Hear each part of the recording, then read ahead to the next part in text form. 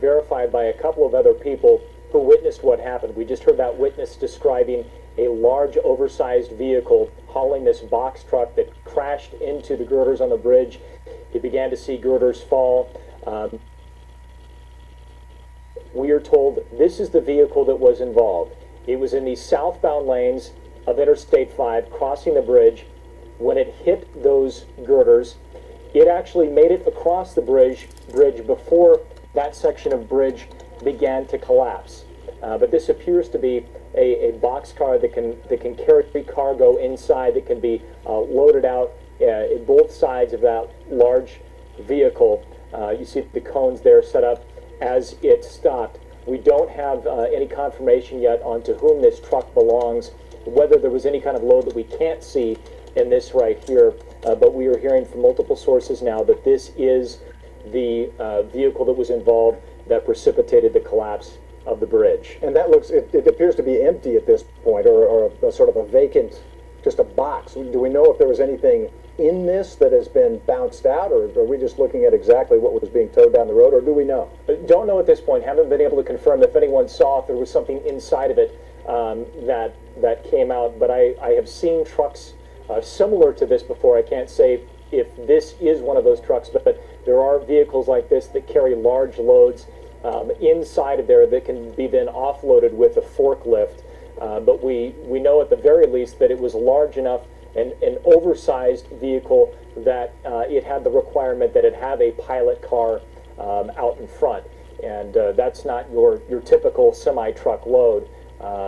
These are specialized loads that the state requires that a pilot car be driving with them. One would think, Rob, this is Lori, one would think that if there is a pilot car, they would have pre-planned the route, measured heights, widths, weights of all of these vehicles going across the bridge. Did that not happen, or are we not sure?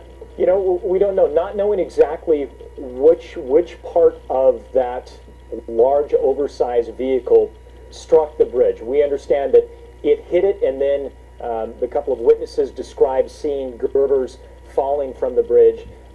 Whether or not that was the top of it or it was swaying in a breeze and struck the side, you know, if for folks who have driven over this bridge, it's two lanes in either direction, but there's not a whole lot of room once you reach the fog line, between the fog line and once you're up against metal structure. I couldn't say exactly how many feet it is, but I remember distinctly covering a crash in this section of bridge back in, it would have been 2007, right around the height of the Christmas shopping season, and a vehicle got crashed up against the metal there, so there's not a whole lot of protection that if a vehicle did sway or begin to lose control, that it could crash into the metal structure, and here we're seeing the tragic result of that tonight.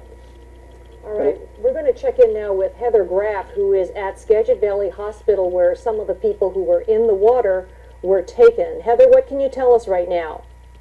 Hey, Lori. Well, I'm standing in front of the Skagit Valley Hospital, and I can tell you it's quiet here right now, and almost a little bit eerily quiet because we do not expect it to stay that way for long. I just got off the phone with a spokesperson for the hospital, and she tells me that 2 patients that she knows of are currently en route, so they haven't yet arrived, but are being transported here by ambulance. So we're in front of the hospital right now waiting for them to arrive. No word on their condition or their identities, whether they're male or female or any approximate ages. But we do know that 2 patients are being taken here to Skagit Valley Hospital. The other thing that we're seeing on the ground here is at least one family who lives in the area had a relative who was driving over the bridge right around that time period, and they haven't been able to get in touch with her. You know, her phone is going straight to voicemail, which we're seeing a lot of that. The phone lines are just blocked right now in this area, really hard to get a call through. So we weren't able to tell that family that rescuers on the scene are telling our crews that everyone is accounted for, and there have been no fatalities. They were relieved to hear that, but they're still just waiting at the hospital to make sure